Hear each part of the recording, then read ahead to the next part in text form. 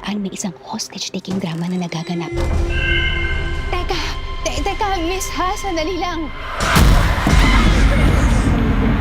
Vivian, let's start from the beginning. Isipin mo ang sarili mo, ang pangarap mo, nung pagre-reporting mo. Sigurado ako, proud siya sa iyo. Tingin mo sumikat ang tatay mo dahil komportable siya? Brilliance is never comfortable, sweetheart. Palagi kang binabangungot, hindi ba? Magmula ngayon, makikita mo na silang lahat. Kahit gising ka pa.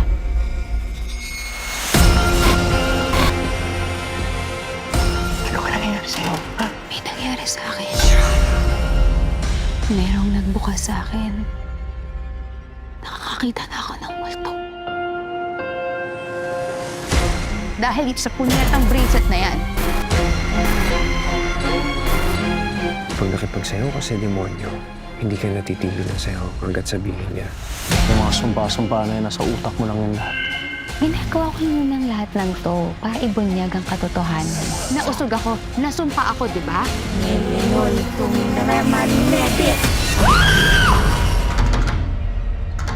Luis! Luis!